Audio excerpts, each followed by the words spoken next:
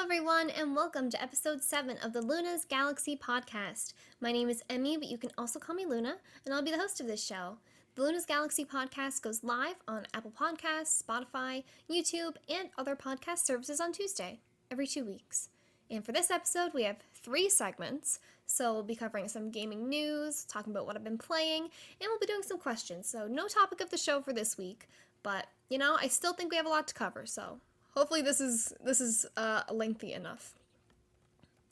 So, before we actually get started and start talking about gaming news, I thought it would be cool, as a way to try and get more reviews on Apple Podcasts, if there was a little segment dedicated to it. So, basically, what I ask of you, if you would like, is if you could leave a 5-star review for Luna's Galaxy podcast on Apple Podcasts.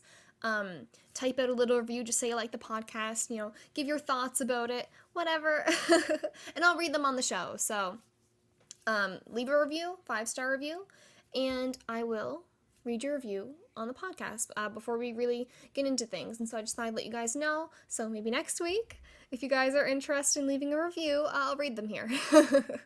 So if you could do that, thank you so much. I really, really appreciate it. It actually does help me out a lot within the Apple Podcast algorithm and stuff. So please, this is my incentive. But here we go. Let's talk about gaming news. So, as I'm sure a lot of you know, there was a Nintendo Direct.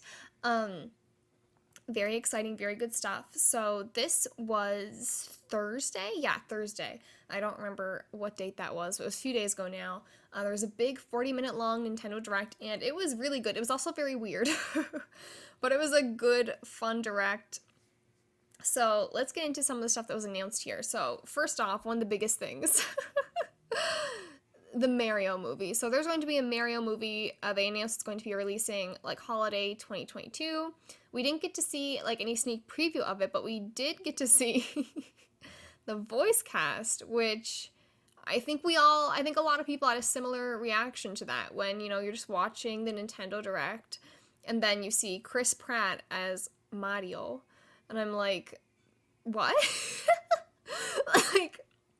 There's a clip of it on my Twitch from when I streamed it. And, genuinely, I assume there would be, these Hollywood celebrities in this movie, because that's just how animation goes nowadays, unfortunately, is that there's always the big celebrities that are voicing these fictional characters, these animated characters. So it's what I expected, but Chris Pratt, I understand the celebrity thing. However, Chris Pratt, and I don't know, maybe once we get a trailer for the movie and we see what he sounds like, maybe it'll make sense then. But right now, I'm struggling to picture it and hear it in my mind. The rest of the casting is honestly pretty good. It's even the ones where I'm it's not a banger, it's not fantastic, but it makes sense to a degree, I guess. But Chris Pratt just seems really weird to me. And I really do think that Charles Martinet should have been able to voice Mario in his movie. He's been doing this voice for so many years, and I really think it would have been good to see him voice this character, because I could be wrong, but I think he's the only person that has voiced Mario. At least, in mainstream stuff, I guess. I don't know.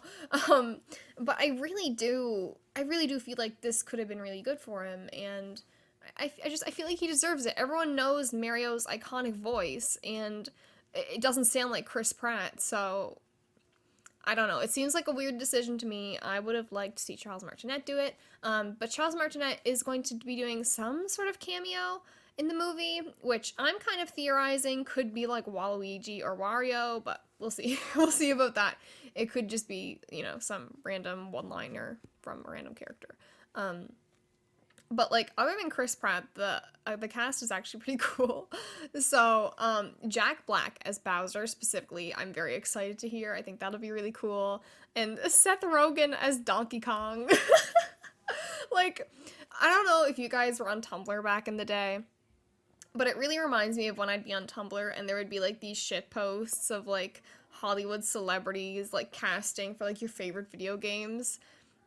This has the exact same energy. of like this will never happen, but then it actually happens. And I mean, it isn't live action, so it is a bit different. It's only voice acting, but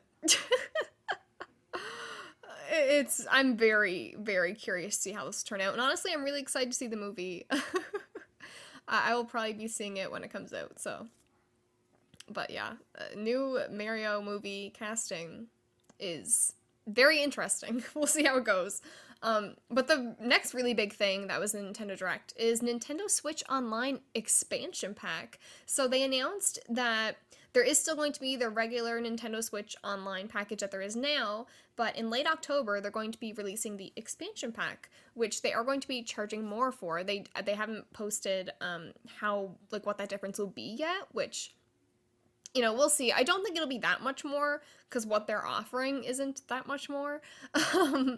But there is the Nintendo Switch Online expansion pack, and with this, you'll be able to play N64 and Sega Genesis games, which is really, really cool. I don't know if I'll really be playing Sega Genesis games, but I will definitely be checking out the Nintendo 64 games, and I'll be playing some of them. I'm very excited. I will be upgrading.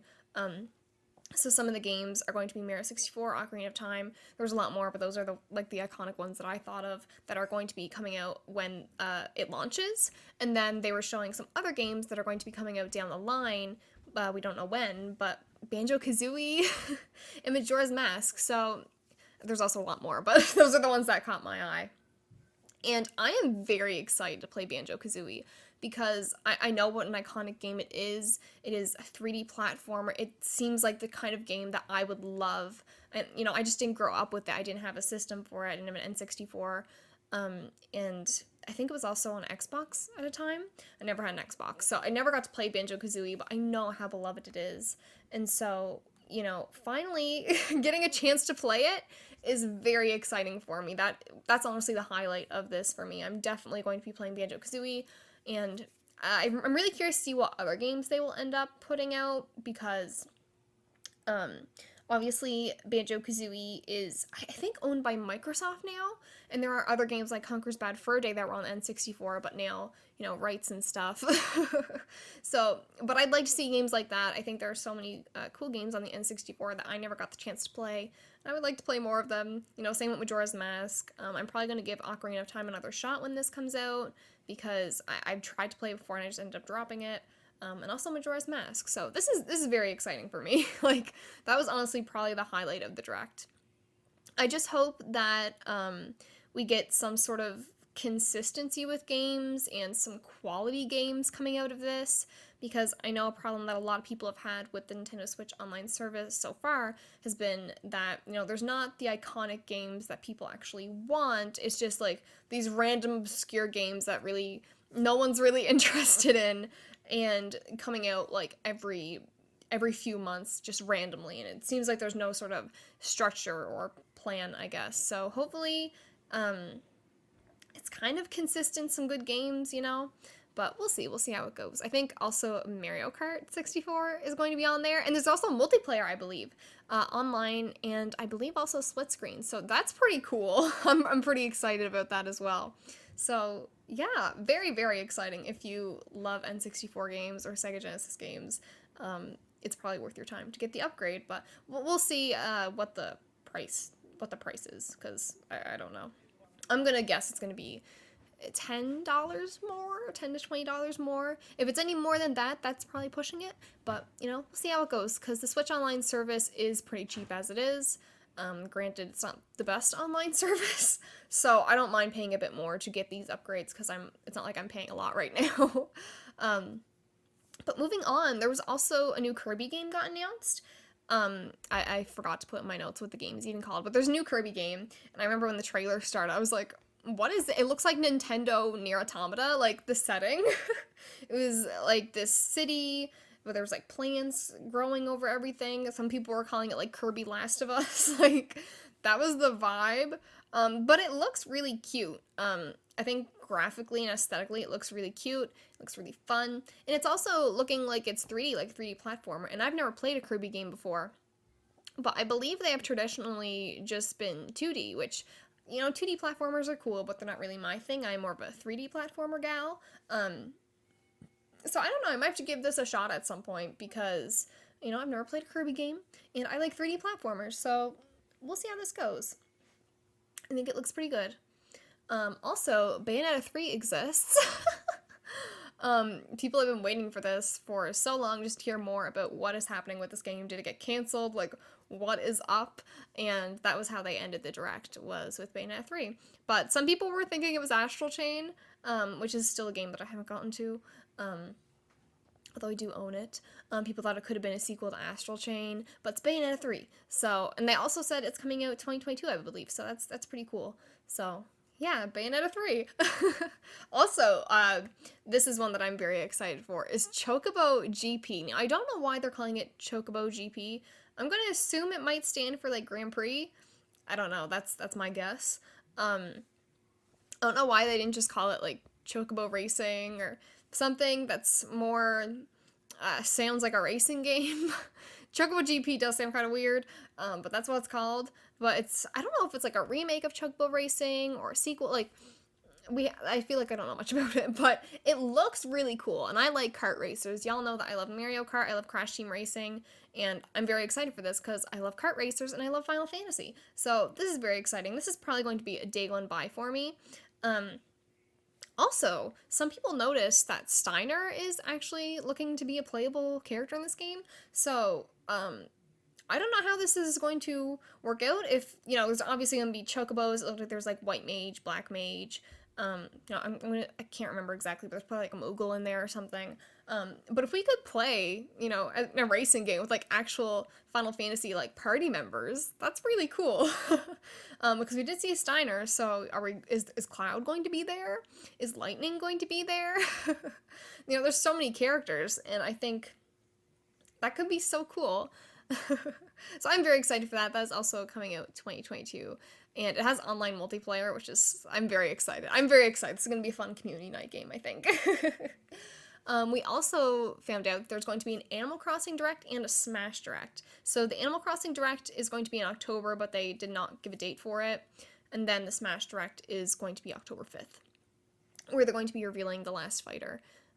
So the Animal Crossing one, I mean, I feel like they have to be adding a lot to the game to have like an entire direct dedicated to Animal Crossing. Because so far there has not been substantial updates, I feel like.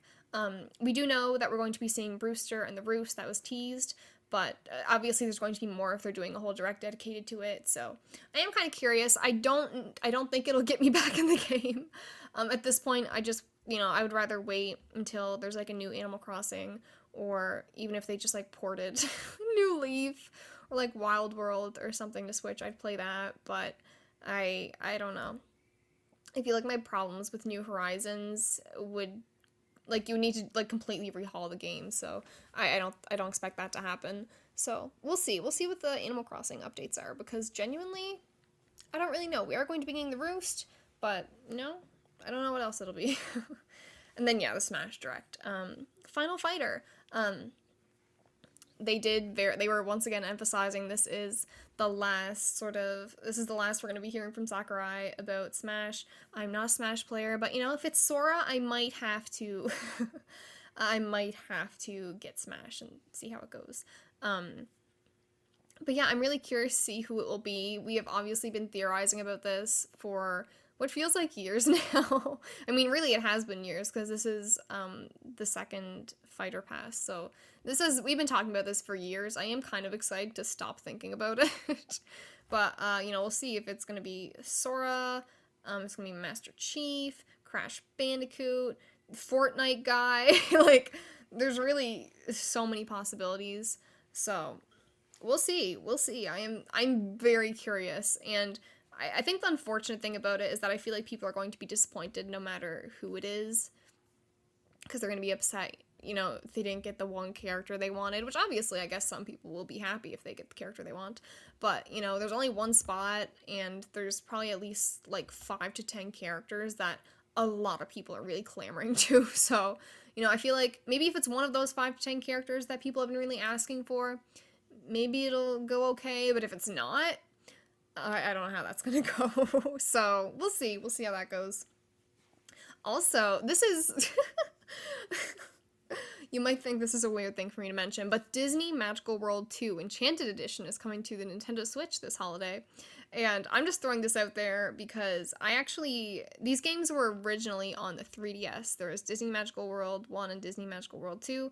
I played them both on the 3DS because, oddly enough, so I went to Disney World, family vacation Disney World, 2 times in my life. In both of those times, I want to say like a few months before was when the Disney Magical World games came out. So the first time I went, I remember playing the first game on the plane, getting ready to go to Disney, playing my little Disney game on my 3DS. And then the second time that we went, I ended up getting the sequel, and I was playing that game on the plane to Disney, and it was just, they hold a special place in my heart to a degree, and they are also genuinely fun games. If you like Disney and you're just looking for a sort of cute game to play, I honestly would recommend picking this up. I don't know how much it is going to be. I did try and look that up before I started recording, because I do think that kind of depends on the price, but there's nothing on the Nintendo website indicating, is this going to be a $60 game? Is it going to be a $40 game? And that's Canadian prices that I'm thinking of. I don't think it's going to be an $80 Canadian game. I don't think it's going to be priced like a AAA game, because it is just a remaster of a 3DS game. But, depending on how much this is, you might want to check it out, because it is a really cute game. You get to customize a bunch of outfits, a bunch of Disney outfits, and you get to run a cafe. There's Disney characters, and there's these missions that you can go on, which are almost I don't know if RPG is the right word, but there's enemies that you gotta get rid of, and there's a bunch of items to collect for your cafe, and to craft your outfits and furniture. There's a lot. There's genuinely a lot of content to this game, because both games that were on the 3DS I never completely finished, and I put a lot of time into them. So there is actually a lot of content in this game, believe it or not. So if you're interested,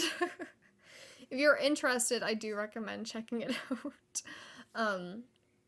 And then also, so moving away from the Nintendo Direct, there's just 2 other little things I want to talk about. So for my the Somnium Files fans, unfortunately there was not any Nirvana initiative at the Direct. That's what I was manifesting when I heard there was going to be a Direct. I was like, okay, give me the Zero Escape trilogy, give me the Somnium Files Nirvana initiative, give me Corpse Party, give me Kingdom Hearts, and none of that happened. But later on that night after the Direct, actually, Spike Chunsoft tweeted out the first picture of the Aiba figure. So if you are like me and you have pre-ordered the Aiba Somnium Files Nirvana Initiative Collector's Edition, they actually posted a picture of the Aiba figure that is going to be in the Collector's Edition. It looks really good. So check that out if you haven't already. I'm very excited to have her. So I just thought I'd throw that out there. And then the next thing, oh god. So y'all remember the show Robot Chicken? You might not. But they basically did a Kingdom Hearts parody, and it was very, very questionable. If you haven't watched it already, you're not missing much. It was very weird. Sometimes I feel like parody content, or, certain types of parody content should just be left in, the 2000s. The 2000s era, the early 2000s. But it is what it is. It was very weird. And I think a lot of Kingdom Hearts fans are like, what the hell is this? There were some people that are like, oh my god, Robot Chicken is parodying? Is that a word? Is doing a parody of, my favorite video game. But it was really weird. It was oddly sexual, considering, I feel like Disney, if you want to, make Maleficent be a hoe, I feel like that's fine. But, Sora, he's a baby. I don't know, it was kind of weird. I wasn't a big fan of it. But it happened. And I remember, forever ago, they did a parody of Final Fantasy, and it was I want to say it was McDonald's or Burger King, but it was RPG, Final Fantasy, anyway. But yeah, they did a parody of Kingdom Hearts, and in my opinion, it wasn't great, but take that how you will. Watch it if you haven't, and see what you think. So moving on, let's talk about what I've been playing. So, I have still been playing more Final Fantasy XIV. I don't know how much more I will. My sub is going to run out early October, and I'm just I'm falling out of it. I'm getting that burnout, so I don't know how much more I'll play of it, but, it is what it is. Also, the Great Ace Attorney Chronicles, I'm slowly making progress. I feel like every time I record this podcast, I'm like, I feel like I should, like, be further in these games, but I'm not, so it is what it is. And then I was also streaming some more Psychonauts, got back into that. That was pretty cool. And then also, so to add something new to the table, does that make sense? To add something new to the table, Yakuza 3. So I've been thinking about getting back into Yakuza for quite some time now, but I was like, I was never really, it almost felt daunting to, like, start a new game. Y'all get that feeling sometimes? But I started Yakuza 3 last night, actually. I was not feeling that great, and I was like, I gotta play something to get my head out of this space. And so I was like, fuck it, I'm gonna start Yakuza 3. And I didn't know what to expect, because I have played Yakuza 0, Kiwami 1, and Kiwami 2, but I haven't delved into 3, 4, and 5, and for those of you that don't know, those are the games that were on the PS3. So Yakuza 0 through to Kiwami 2 are all PS4 games. And then, Yakuza 6 onwards is also all PS4 games. But Yakuza 3 to 5 is like the PS3 era of games. And, granted, I am playing the remastered version on my PS4. But I didn't know what to expect, because I don't hear people talk about those games as much, especially 3 and 4. I have heard a bit about 5, but not much about 3 and 4. So I was like, I hope these games don't suck. I hope they don't, like, prevent me from continuing with the series, But genuinely, I'm loving this game so much. I played it, probably like 4 or 5 hours last night. I don't know. I'm still in the early game, but I got to, like, chapter 3 or 4. And I love this. I love it so much. It looks better than I was expecting. Obviously there is a downgrade from the PS4 to PS3 games, but it's not as bad as I was expecting, to be honest. The characters still look good. The environments still look good. I was kind of amazed, not gonna lie. I don't know why I expected it to be so ugly for some reason. Like, this is a PS3, not a PS2 game. But it genuinely looks beautiful. And, I mean, maybe beautiful is stretching it a bit, but it looks good. And also story-wise, I really like where this is picking up, so depending on what you consider to be spoilers, you might not want to listen for the next few minutes, but for Yakuza 3, it picks up right after Yakuza 2, and Kiryu is running his own orphanage, and it is so cute, you guys. Like, the first few hours of that game, like, all that I played last night, so, like, 3 to 5 hours of the first bit of that game, is, like, Cool Dad Simulator. It is so cool. Like, you're in Okinawa. Kiryu moved from Kamurocho to Okinawa to open this orphanage, and he's got, like, 9 kids, and I love him so much. That's the other thing. I forgot how much I love Kiryu. Like, as I was playing that last night, I was like, oh my god, I missed you so much. I'm like, I'll never leave you again. Oh, I love him so much.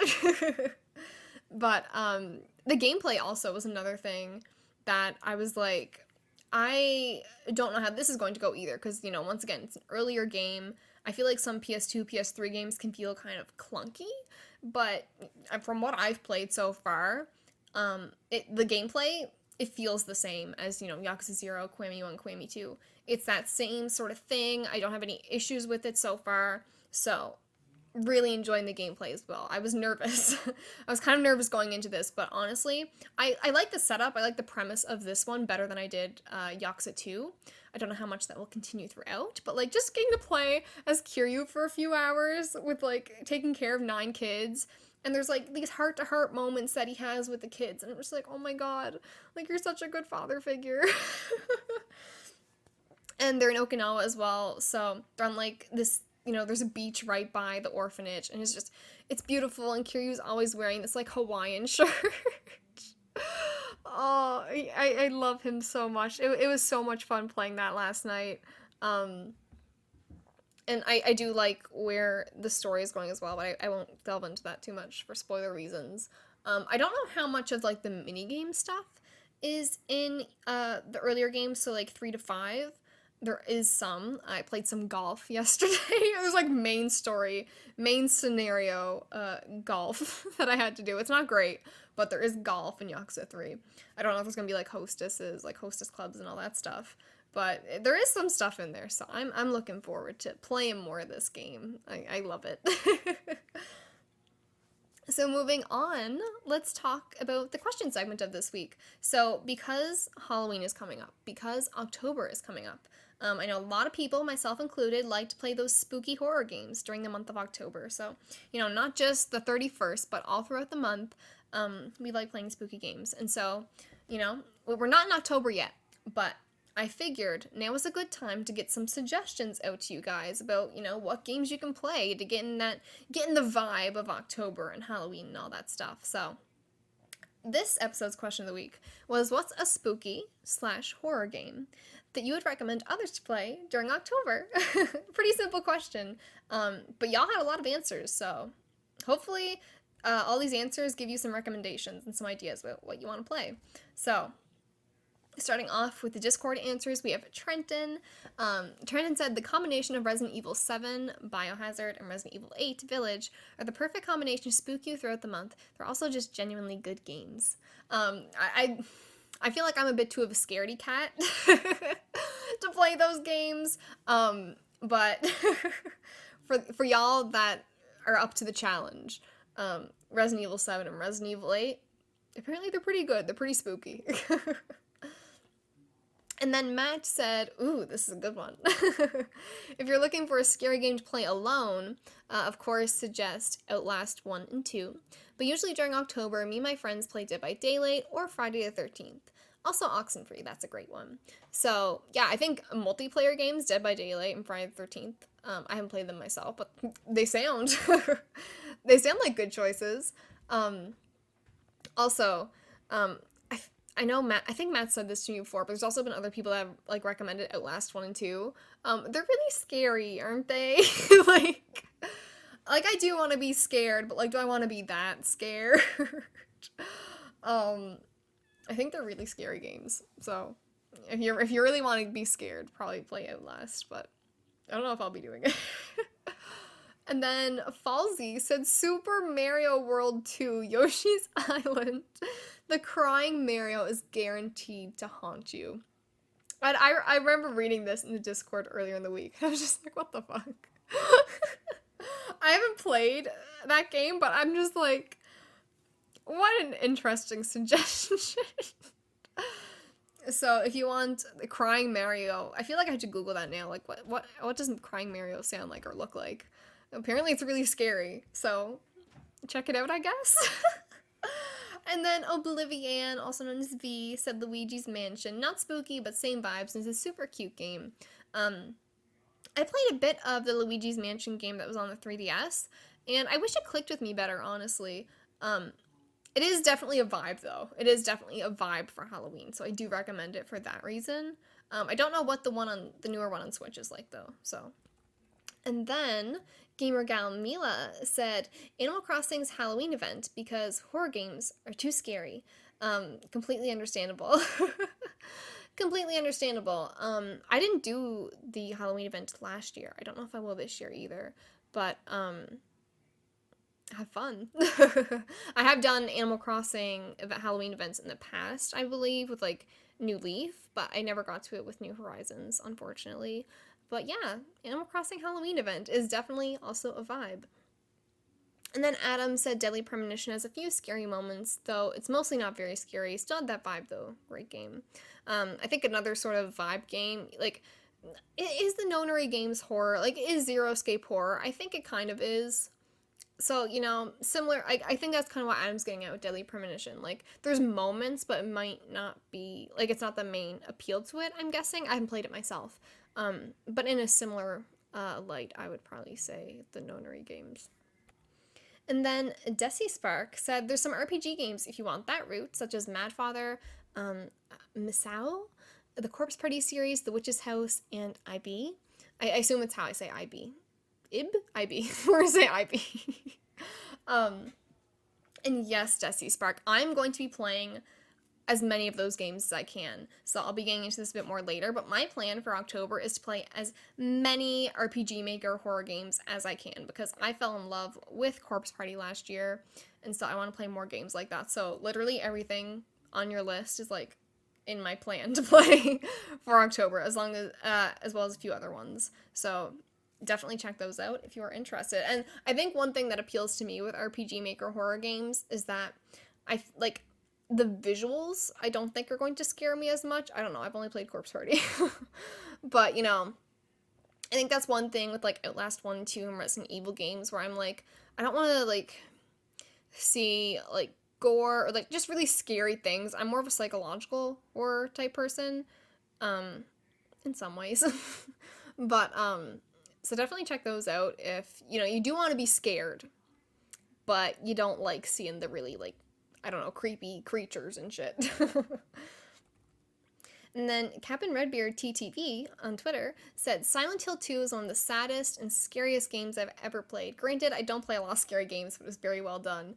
This is also a game that I really want to play. I listen to the Silent Hill 2 soundtrack a lot, even though I've never played it, and it slaps, so, there's that. But I definitely want to get to this game. On Twitch, I plan to stream Doki Doki Literature Club Plus, and I'm also thinking Silent Hill 2 is going to be the other game that I do in October, but we'll see about that. But I definitely want to get to it at some point, because I've heard so many good things about that game, as well as Silent Hill 3, I believe. Someone else also mentioned that. But yeah, Silent Hill 2, definitely got to give that a go. And then Andre G on Twitter, so the Dark Pictures anthology, or Outlast 2, the scariest game ever. So if you really want to get scared, Outlast is clearly the series to go. I have heard a bit about Dark Pictures anthology, though, so I might check that out at some point, too. And then Bad Games Jewel says, Until Dawn with friends, it's super fun to pass around the controller and be scared. And Mo on Twitter also said, Until Dawn's probably the best one in my opinion in horror games, with choices where characters can die and focused on butterfly effect. Super fun and not too long either. It's even fun with friends and watching them try to avoid making mistakes and decisions. So yeah, Until Dawn is another game that I'm also really considering playing on Twitch. I think it would be a lot of fun to, play with others, like you guys pointed out, whether you're in the same room or whether you're streaming it. It's like, hey chat, what are we gonna do here? And I never got to play Until Dawn, and I've been interested in it for a while now, so I'm definitely gonna check that out. There's a lot of games to get to. But, someday I'm definitely going to play, hopefully, most of these games, because, every October I like to do this. I mean, I say that, but I just started last year. But I'm a changed woman now. So every other October from now on in my life is going to be horror themed. So just some other games to shout out that people mentioned. So Giraffe Town, I've never heard of this before, but I just did like a quick Google of it and I was like, huh. Yeah, so check that out. It's a horror game, Giraffe Town. Doesn't sound like one, but very interested to hear more about that. Night in the Woods, a game that I want to get to forever now. I think I actually have it on my PC, but I just never played it. So Night in the Woods, Silent Hill 3, Little Nightmares 1 and 2, Phasmophobia, Majora's Mask, and Twilight Princess. So those are some other ones that people want to shout out. So my answer for this is the Corpse Party series. I really love the Corpse Party series. Specifically the first game. I think most people, if you're interested in horror, check out the first game for sure. It is kind of, I don't want to say difficult to come by, but like it is. The Steam version of the game is not the way that I would recommend playing. I haven't played that version myself, but I do know the character sprites are like older. I don't know if there's as much voice acting as there is in the other versions of the game. I think there's just less content in general. So, but there is Corpse Party Blood Covered Repeated Fear on the 3DS, which, you're never going to get a physical copy of that for a reasonable price at this point, but I don't know if the 3DS eShop is still open, but if it is, I would check that out. That's how I played Corpse Party, and that's the best version of it that is available to not English-speaking people, because, like, you can't go on, anyway. But, it's probably the most reasonable way to play it that's recent. And then, if you could emulate the PSP version, which, is more similar to the 3DS version than the Steam version, if I'm correct. So that's probably the easiest way to get the best experience with Corpse Party. There is also, I believe it was last year, there was a remastered version that came out on Switch and PS4, and you can make, like, there's an entire option to change the dialogue and stuff to English. Everything is fully translated into English, but for some reason, they did not publish it on, like, the North American Switch, like, eShop. the North American PSN, you can only get it in Japan. But if you want to go the extra mile and, get some sort of Japanese PSN or eShop account going and buy it that way, you can go in the game and just change everything to English and you can play it as normal. But that is that is an extra hurdle to go over for sure. But I do really recommend the Corpse Party series. I love it. Like I said, the first game I think everyone should play if they can, especially if they can get the better versions of it. But also, if you do end up really liking it, Book of Shadows is good. Blood Drive, I don't know if I'd recommend that. But Book of Shadows is kind of cool if you're into like visual novels and you want to know more about sort of the lore of Corpse Party. That was what I really liked about that one. But definitely recommend Corpse Party for sure. And then my other thing that I want to shout out, because I have done this in the past, is just replay the Halloween Town parts in any Kingdom Hearts game. That'll get you in the vibe. So there is no topic of the show this week. However, I will give you a sneak peek of what to expect in October for the podcast. So next episode, I'll be covering the Corpse Party series. Surprise, surprise, who would have thought? I'm going to be think of how I did the 999 episode. It's going to be kind of structured like that, where I'll talk about, the atmosphere, just some spoiler-free stuff first, of course, and then, spoiler sections, but I'm going to be doing this for all the games. All of the games in one episode. So hopefully that's not too long. All of the main games anyway. So there's the main trilogy, and then there is Dead Patient and like Sachiko's Sweet Birthday Party, I don't know, in the anime, but I'm not going to be covering those ones, just the main 3 games, Book of Shadows, Blood Drive, and the first one. And giving some in-depth thoughts, because I've had a lot of thoughts about those games for some time now, and I need to get them off my chest. So look forward to that if you're a Corpse Party fan. I'm looking forward to it because I can finally just scream. I can finally scream about my thoughts on this series, which is very exciting. And then the other episode in October is going to be dedicated to RPG Maker horror games. So like I said, my plan for October is to play as many of those games as I can, and then I want to talk about them at the end of the month and, give some of my thoughts on the genre, because, like I said, I only got into it last year because of Corpse Party, and so I think it would be fun to play more games in that genre and just, maybe give some mini reviews of some of the ones that I played. So, very, very exciting. I hope you guys are looking forward to it. I know I am. I love this spooky season, so very exciting. So thank you so much for listening to the Luna's Galaxy podcast. I know this is a bit of a shorter episode, but I'm sure the next 2 that are going to come out are going to be a bit longer, because I am going to be covering, there are topics of the shows for those ones. But we did still have a lot of news this week, so, If you enjoyed this episode, please feel free to like, comment, and subscribe on YouTube, or leave a review on Apple Podcasts. Remember, if you leave a review on Apple Podcasts right now, 5-star review, just type out, I like the podcast or something. You can go more in depth with it if you want, but, just give me a 5-star review, and I will read it at the beginning of next episode, I promise. So, please do that. I'll be back on Tuesday, October 12th for the next episode, where we'll be discussing who knows what. If you want to be a part of the Luna's Galaxy community, you can join our Discord server, which the link is in the description, of course.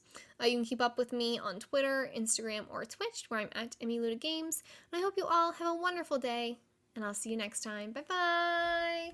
Thank you for listening!